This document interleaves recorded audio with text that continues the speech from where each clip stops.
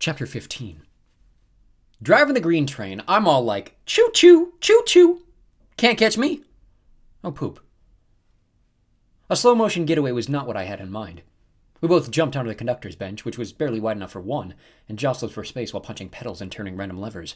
I told you I'll drive, I yelled. If I can drive the sun, I can drive this. This isn't the sun, Calypso elbowed me in the ribs. It's a model train. I found the ignition switch. The train lurched into motion. Calypso will claim she found the ignition switch, but this is a blatant lie. I pushed Calypso off the bench and onto the ground. Since the train was only going half a mile an hour, she simply stood up, brushed off her skirt, and walked alongside me, glaring. That's top speed? She demanded. Push some more levers! Behind us, from somewhere under the wreckage of the canopy, came a mighty roar. Ivy shivered as Latirces tried to bust his way out. A half-dozen Germani appeared at the far end of the platform. Commodus was definitely buying his barbarians by the Imperial family-sized pack. The bodyguards stared at the screaming mass of roof wreckage, then at us choo-chooing away.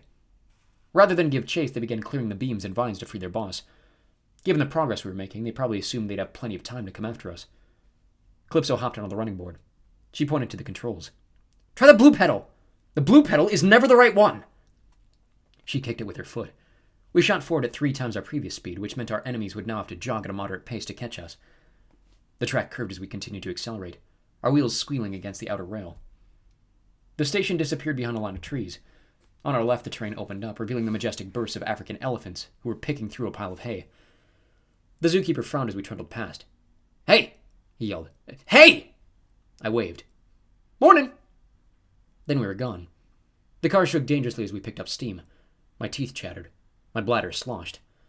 Up ahead, almost hidden behind a screen of bamboo, a fork in the track was marked by a sign in Latin. Bonum effercio. There! I yelled. The good stuff! We need to turn left! Calypso squinted at the console. How? Well, there should be a switch, I said. Something that operates the turnout. Then I saw it. Not on our console, but ahead of us on the side of the tracks. An old-fashioned hand lever. There was no time to stop the train. No time to run ahead and turn the switch by hand. Calypso, hold this! I tossed her the tots and unslung my bow. I knocked an arrow. Once such a shot would have been child's play for me. Now it was nearly impossible. Shooting from a moving train, aiming for a point where the focused impact of an arrow would have the maximum chance for triggering the switch. I thought of my daughter Kayla back at Camp Half-Blood. I imagined her calm voice as she coached me through the frustrations of mortal archery. I remembered the other campers' encouragement the day on the beach when I'd made a shot that brought down the Colossus of Nero. I fired. The arrow slammed into the lever and forced it backward. The point blades shifted. We lurched onto the spur line. Down! Calypso yelled. We crashed through bamboo and careened into a tunnel just wide enough for the train. Unfortunately, we were going much too fast. The choo-choo tilted sideways, throwing sparks off the wall. By the time we shot out the other side of the tunnel, we were completely off balance. The train groaned and tilted, a sensation I knew well from those times the Sun Chariot had to veer to avoid a launching space shuttle, or a celestial Chinese dragon. Those things are really annoying. Out! I tackled Calypso. Yes, again, and leapt from the right side of the train as the line of cars spilled onto the left, toppling off tracks with a sound like a bronze-clad army being crushed by a giant fist. I may have crushed a few armies that way back in the old days. Next thing I knew, I was on all fours, my ear pressed against the ground as if listening for a herd of buffalo, though I had no idea why. Apollo! Calypso tugged at the sleeve of my coat. Get up!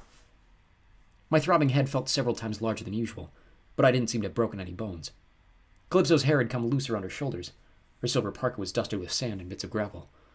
Otherwise, she looked intact. Perhaps our formerly divine constitutions had saved us from damage. Either that or we were just lucky. We'd crashed in the middle of a circular arena. The train lay curled sideways across the gravel like a dead caterpillar, a few feet shy of where the tracks ended. The perimeter was ringed with animal enclosures, plexiglass walls framed in stone. Above that rose 3 tiers of stadium seating. Over the top of the amphitheater stretched a canopy of camouflage netting like I'd seen at the orangutan habitat, though here I suspected the netting was meant to keep winged monsters from flying away. Around the arena floor, chains with empty manacles were fastened to spikes in the ground. Near these stood racks of sinister-looking tools. Cattle prods, noose poles, whips, harpoons. A cold lump formed in my throat. I would have thought I'd swallowed a griffin tater, except the packet was still miraculously intact in Calypso's arms. This is a training facility, I said. I've seen places like it before. These animals are being readied for the games. Readied? Calypso scowled at the weapon racks. How exactly? They're enraged, I said. Baited, starved, trained to kill anything that moves. Savagery. Calypso turned to the nearest pen. What have they done to those poor ostriches? Through the plexiglass floor, the birds stared at us, their heads jerking sideways in a series of fits. They were strange-looking animals to begin with, but these had been outfitted with rows of iron-studded collars along their necks, spiked war helmets in the Kaiser Wilhelm style, and razor-wire wreath like Christmas lights around their legs. The nearest bird snapped at me, revealing jagged steel teeth that had been fitted inside its beak. The Emperor's combat ostriches. I felt like a roof was collapsing inside my chest. The plight of these animals depressed me, but so did thinking about Commodus. The games he had engaged in as a young emperor were disagreeable to start with, and they had transformed into something much worse. He used to enjoy them for target practice. With a single arrow, he could decapitate a bird running at full gallop.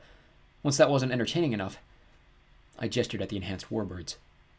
Calypso's face turned jaundiced yellow. All these animals will be killed? I was too dispirited to answer. I had flashbacks to the Flavian amphitheater during Commodus's rule. The glistening red sand of the stadium floor littered with the carcasses of thousands of exotic animals, all butchered for sport and spectacle. We moved to the next enclosure. A large red bull paced restlessly, his horns and hooves gleaming bronze. That's an Ethiopian bull, I said. Their hides are impervious to all metal weapons, like the Nemean lion, except much larger and red. Calypso drifted past several more stalls. Some Arabian winged serpents, a horse that I judged to be of the carnivorous fire-breathing variety. I once thought about using those for my sun chariot, but they were so high maintenance. The sorceress froze at the next window. Apollo, over here. Behind the glass were two griffins. Emmy and Josephine had been correct. They were magnificent specimens. Over the centuries, with their natural habitats shrinking, wild griffins had become scrawny creatures, smaller and scrappier than in ancient times. Much like the endangered three-eyed stoat or the giant gassy badger, few griffins had ever been large enough to support the weight of a human rider. The male and female in front of us, however, truly were the size of lions. Their light brown fur gleamed like copper chainmail. Their russet wings folded regally across their backs. Their aquiline heads bristled with gold and white plumage. In the old days, a Grecian king would have paid a trireme full of rubies for a breeding pair like this. Thankfully, I saw no sign that the animals had been abused. However, both were chained by their back legs. Griffins get very cantankerous when they're imprisoned or restrained in any way. As soon as the male Abelard saw us, he snapped and squawked, flapping his wings. He dug his claws in the sand and strained against his shackle, trying to reach us. The female backed into the shadows, making a low gurgling noise like the growl of a threatened dog. She swayed from side to side, her belly low to the ground as if... Oh no! I feared my weak mortal heart would burst. Oh, no wonder Britomartis wanted these two back so badly. Calypso seemed entranced by the animals. With some difficulty, she refocused on me. What do you mean? The female is with egg. She needs to nest immediately. If we don't get her back to way station... Calypso's expression turned as sharp and steely as ostrich teeth. Will Heloise be able to fly out of here? I think so. My sister's more an expert on wild animals, but yes. Can a pregnant griffin carry a rider? We don't have much choice except to try. I point at the netting above the arena. That's the quickest way out. Assuming we can unlock the griffins and remove the net. The problem is Heloise and Abelard are not going to see us as friends. They're chained. They're caged. They're expecting a baby. They'll tear us apart if we get close. Calypso crossed her arms. What about music? Most animals like music. I recalled the way I'd used song to mesmerize the Myrmikes back at Camp Half-Blood. But I didn't really feel like singing all my failures again. Especially not in front of my companion. I glanced back at the train tunnel. Still no sign of Latirces or his men, but that didn't make me feel better. They should have been here by now. We need to hurry, I said. The first problem was the easiest. The plexiglass wall. I reasoned there must be a switch somewhere for lowering the partitions to release the various animals. I climbed into the spectator tiers with the help of a stepladder named Calypso, and found just such a control panel next to the arena's only padded seat, clearly for the Emperor himself when he wanted to check on his killer beasts in training. Each lever was conveniently labeled with masking tape and marker. One said Griffins. I called down to Calypso. Are you ready? She stood directly in front of the griffin enclosure, hands out as if preparing to catch a projectile egg. What would constitute ready in a situation like this? I flipped the switch. With a heavy ka-chunk, the griffin's plexiglass screen dropped away, disappearing into a slot across the threshold. I rejoined Calypso, who was humming some sort of lullaby. The two griffins were not impressed. Heloise growled loudly, pressing herself against the back wall of the enclosure. Abelard pulled at his chain twice as hard, trying to reach us and bite off our faces. Calypso handed me the packet of tots. She pointed with her chin into the enclosure. Oh, you must be kidding, I said. If I get close enough to feed them, they'll eat me. She stopped her song. Aren't you the god of ranged weapons? Throw the tots. I raised my eyes toward the netted-off heavens, which, by the way, I considered a rude and completely unnecessary metaphor for my exile from Olympus. Calypso, Do you know nothing about these animals? To gain their trust, you must hand feed them, putting your fingers inside the beak. This emphasizes that food comes from you as the mother bird. Huh. Calypso bit her lower lip. I see the problem. You'd make a terrible mother bird. Abelard lunged and squawked at me. Everyone was a critic. Calypso nodded as if she'd come to a decision. It's going to take both of us. We'll sing a duet. You have a decent voice. I have a... My mouth was paralyzed from shock. Telling me, the god of music, that I had a decent voice was like telling Shaquille O'Neal he played decent offense, or telling Annie Oakley she was a decent shot. Then again, I wasn't Apollo. I was Lester Papadopoulos. Back at camp, despairing of my puny mortal abilities, I had sworn an oath on the River Styx not to use archery or music until I was once again a god. I'd promptly broken that oath by singing to the Myrmidons, for a good cause, mind you. Ever since, I'd lived in terror, wondering when and how the spirit of the Styx would punish me. Perhaps instead of a grand moment of retribution, it would be a slow death by 1,000 insults. How often could a music god hear that he had a decent voice before he crumbled into a self-loathing pile of dust?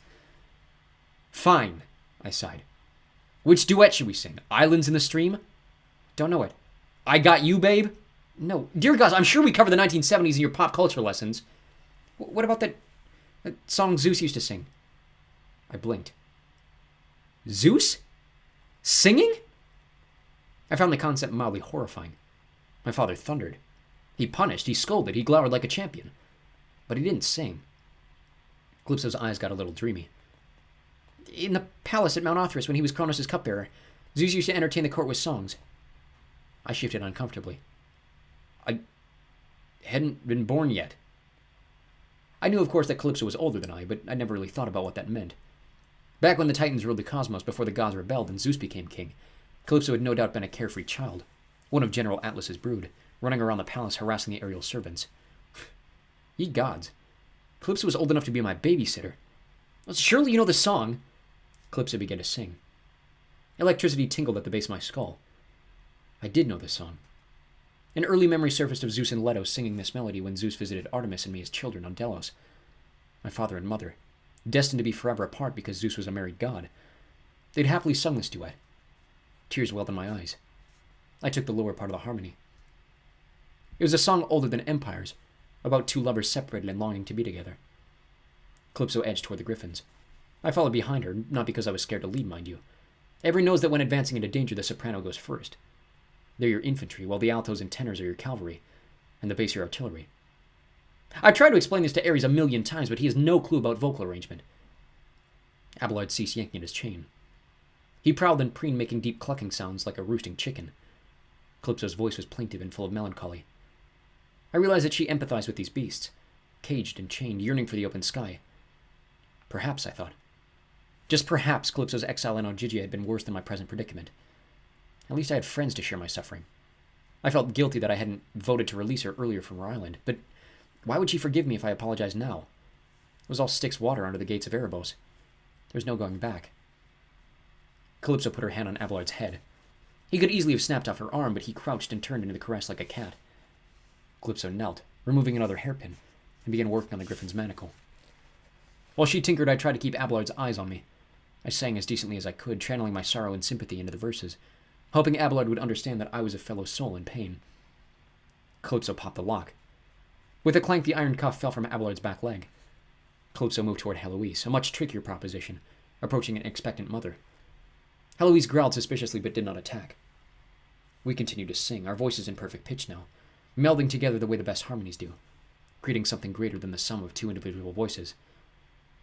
Calypso freed Heloise. She stepped back and stood shoulder to shoulder with me as we finished the last line of the song. As long as God shall live, so long shall I love you. The griffins stared at us. They seemed more intrigued now than angry. Tots, Calypso advised. I shook half the packet into her palms. I didn't relish the idea of losing my arms. They were useful appendages. Nevertheless, I preferred a handful of golden tater tots to Abelard. He scuttled forward and sniffed. When he opened his beak, I reached inside and pressed the tots on his warm tongue. Like a true gentleman, he waited until I removed my hand before swallowing down the snack. He ruffled his neck feathers, then turned to squawk at Heloise. Yeah, good eating. Come on over. Calypso fed her tots to Heloise. The female griffin butted her head against the sorceress in a sign of obvious affection.